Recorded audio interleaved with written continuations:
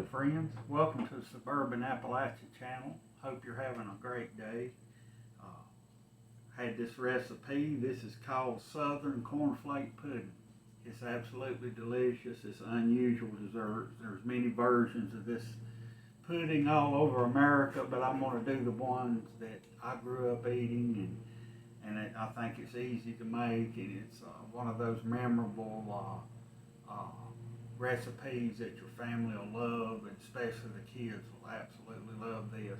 It's kind of unusual, but Southern Cornflake Pudding, and every time that I think about this recipe, I think of my great aunt Nani Jones, which was my grandmother's aunt.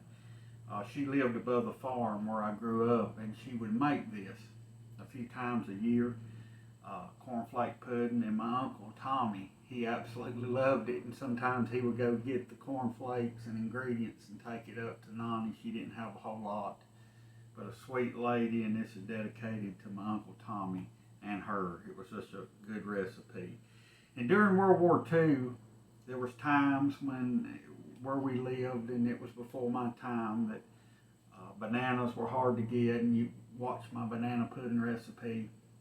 This is very similar in how we're going to make it. It'll be a cooked custard, and then at the end we'll do a meringue, and we'll show you how to make that. It's very similar. But the first thing we want to do is start out. I'm going to start out here on the cooktop. I'm going to warm up a can of condensed milk. It's very similar if you watch my banana pudding recipe. But here in the South, during World War II, and it was the same across America, people had to use substitutes a lot because some of the things wasn't available. But this cornflake pudding is something that's not unique to the rural area in North Carolina where I grew up, and it's not unique to the mountains. Everybody has different variations, and this is one of my favorites. So what I'm doing is, on top of the stove top here, I've got this milk on here, and I'm looking, this evaporated milk, 1 can. I'm looking just to heat it up, get it started, not necessarily boiling. And to that mixture, I'm going to add a cup of sugar, just regular caster sugar. And you can adjust this if you want to. If 1 cup's too sweet for you, you can cut it back. But I'm going for full recipe today. This is not a diet version. Okay, and to that, can of evaporated milk and a cup of sugar, I am going to add almost, not quite, a half a cup of all-purpose flour, and it just helps the custard, maybe a third of a cup of flour. And I'm going to put this in, and I'm going to stir the sugar and the flour up and get it going here, and just warming everything up, not really looking to cook it, just getting everything warmed up to make a custard. And this is a fun recipe you can do with your kids. They'll like it. You can use cornflakes of your choice. You can use generic cornflakes. I actually have a box of Clover Valley brand from my General Dollar store. It's a 12-ounce box, and that'll be about right for what we're going to make. And then this custard, after we get it going and get everything mixed together and get everything cooking, we'll actually cook the custard when I add the eggs to it here a little bit later. But this is just a starting point. And you can use a whisk to stir this. I just picked up one of my mixing spoons. And don't worry, just like I said in the banana pudding recipe, don't worry if your custard has some lumps in it. It won't make any difference in this cornflake pudding. It really won't. And it is an unusual recipe. Some people's never heard of it, but once you try it, I guarantee you it'd be something that you'll be wanting to make time after time. It's a good memory. Okay. Now, what I'm going to do is I'm going to get me a bowl here. I'm going to separate 6 eggs. And we're going to save the egg whites to make a meringue to go on top.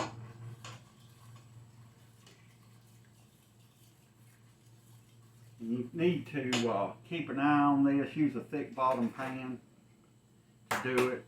And so what I'm going to do is I'm going to separate 6 eggs. This is going to be my yolk bowl.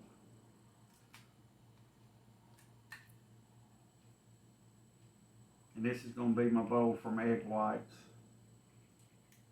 Like I say, I'm not too steady these days, but that's okay. I appreciate you watching and following our channel and liking the videos. I just like to pass on some of our food heritage. Like I say, every place in the world has its own food heritage. And I'd like to showcase some of our favorite foods and favorite recipes. Some of the recipes over time unfortunately get lost. There's so much instant things on the market today. Everything's instant, everything's now. And it's nice to slow down and enjoy things from yesteryear. We have several recipes. Some of them are very unusual. A lot of people's never even heard of them. But here in the Blue Ridge Mountains where we live, there's a culture. The people here has learned to improvise over the years and take things that usually people overlook and make something good out of it. And it is good. Good food here in the mountains. And I grew up going to different churches all over these hills and hollows, and they'd have some of the best meals I've ever tasted. Just delicious food. A lot of times the people were poor, still poor in some poor areas here. And this is a good dessert if you're on a limited budget. So after we get the eggs separated, and we'll go back up here and keep an eye on this, and I can see some little balls of flour down in the pot. That's okay. It's all going to work out. It's all going to work out. And that's a lot of times people's problems cooking or trying anything. They're afraid they'll fail or it's not going to be good. Listen, there's nothing perfect in this world. There's nothing perfect, and you should give it a try. And these recipes are not cut in stone. If you like to do something different, if you find a better way of doing it, that's what you should do. You do with what you want to do, and everything will be okay, and everybody will be happy. Okay, we've got those eggs separated, and I'm going to move this over here. I've got 6 egg yolks here in this bowl, and now I'm going to add another can of evaporated milk. So in the pot we've got 1/3 cup of flour, a cup of sugar, a can of evaporated milk. And it's warming up. And now we're going to take these eggs here and we're going to stir them up, beat them up in this milk. And it's not going to be here but just a little bit. We'll combine these two and start cooking our custard. And this recipe makes a big pudding, so it'll feed several people. It's so good warm. It's even better if you put it in the refrigerator overnight and everything sets up. And now we'll get back to this and be sure that nothing's sticking. And today's going to be one of those days where I slosh everything out. Okay, that's warm, that's plenty warm enough. So we're going to set this off and continue beating up our eggs, our egg yolks in this evaporated milk.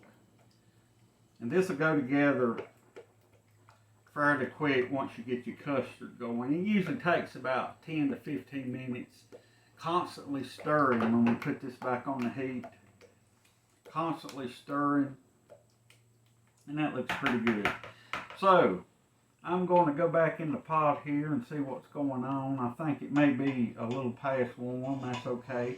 So what I'm going to do is I'm going to temper these eggs right here a little bit before I put them in, because I got it too warm.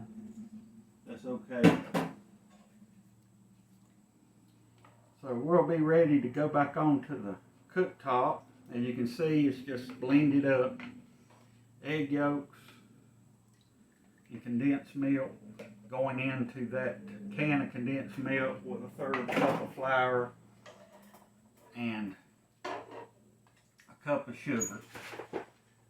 And I'm sorry for my clumsiness and awkwardness. I couldn't see my dial.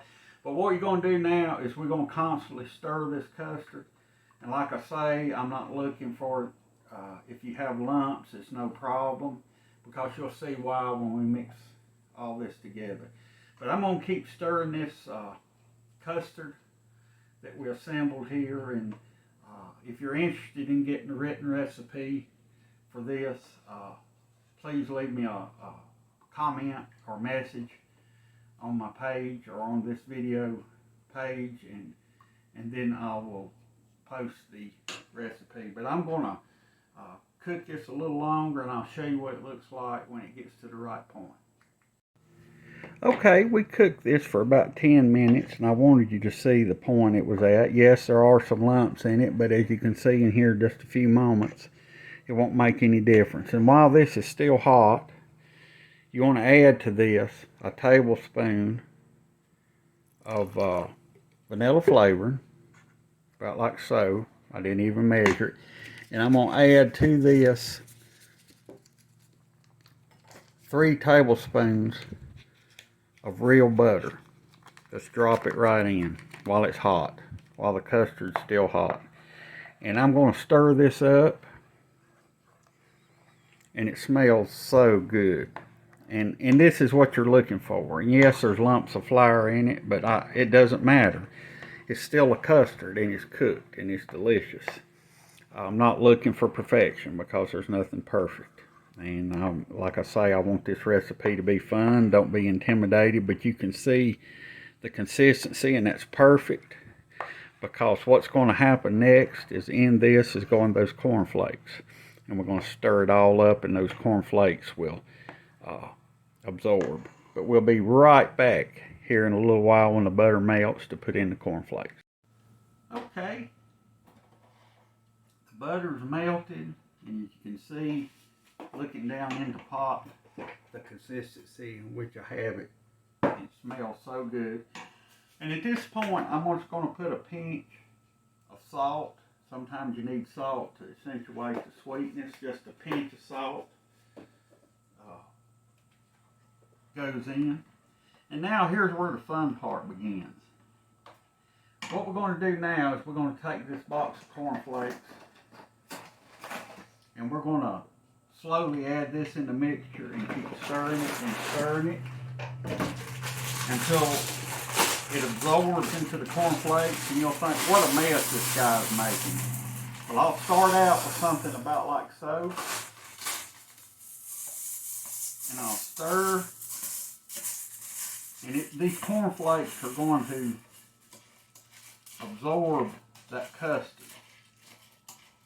And I'm telling you, once you try this, you'll be making it for your kids and for your family every week. It's absolutely delicious. And you don't have to buy a name brand of cornflakes. Like I say, these are a generic 14 ounce, I believe 14 ounce box. No, 12 ounce box of cornflakes. And as you can see, the lumps in the custard, it makes no difference. The custard tastes good, it's doing its purpose, and it'll be wonderful when it's finished. Now this cornflake pudding, you don't have to cook after you mix your cornflakes in, but we are going to put it in the broiler when we put the egg white topping.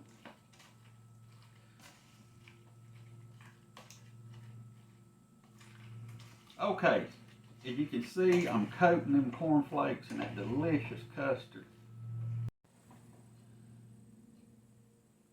Okay, we're ready to put this in the bowl, and as you can see, it's already starting to set up, stick together, and I'm telling you, this is absolutely delicious. And I have my old pudding bowl here, my wife lets me use, and into this, we will put this mixture of cornflakes and custard, and it smells delicious already. And we'll put this in this bowl, and you can spread this out and eat it now, or you can put a meringue on it. And traditionally, where I grew up, and the cornflake puddings that I grew up eating, this is how they were made. And you spread this around, and that butter and that condensed milk, it just makes it so rich and so delicious. And you don't have to use a big bowl. You can, if you've got a little diameter, deep bowl, that's fine too. But I like this one because it allows us to put the meringue on, gives us room to cover it. But as you can see, we've got that in this baking dish, and it needs to be, if you're going to do a meringue, it needs to be oven friendly. And so we're just scooted that around and leveled it down, and now it's waiting this meringue. So I have the egg whites here, and to that I'm going to add a half a teaspoon of cream of tartar. And I encourage you to get you some cream of tartar if you're making meringues. It makes such a big difference. In a clean bowl, your bowl must be clean. And to that, I'm going to put about 4 tablespoons of sugar, somewhere thereabouts. I'm making a mess today. Something about like that, maybe a little more.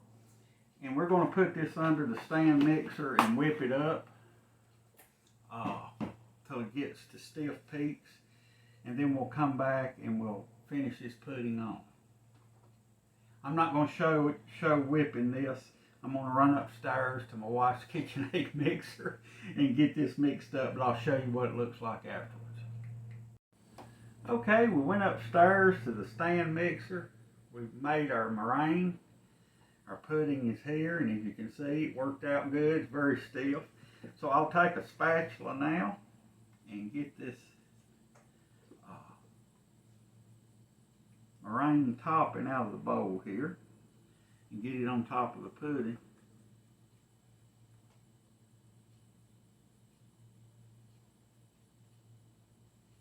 And it's, like I say, you can do it without meringue. Some people do. But I think that the pudding that I grew up eating, it really makes it. And so I'm going to scoot all this around on top and cover it. I've got the oven heating up over here on broil. We're going to stick this under the broiler after we get this meringue worked out. Don't want to waste any of it.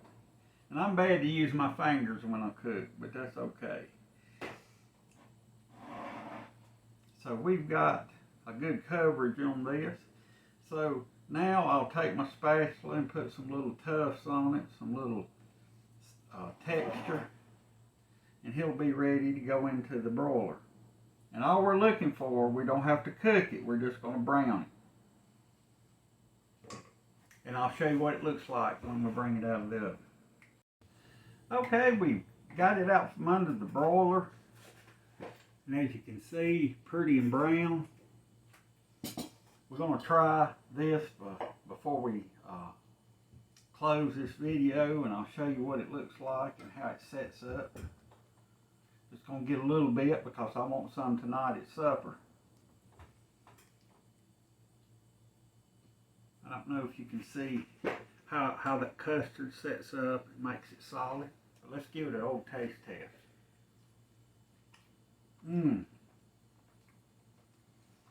Absolutely delicious. The meringue tastes so good. Goes so good with the corn flakes and the custard. Absolutely delicious. And you can see down in where I took a serving out, it all sets up. You can leave this set in the refrigerator overnight. It's even better the next day. I hope you enjoyed this recipe. Hope you'll give it a try. I appreciate all the comments and the likes that you've given my videos. But if you like this video, give me a thumbs up, subscribe to the Suburban Appalachia channel.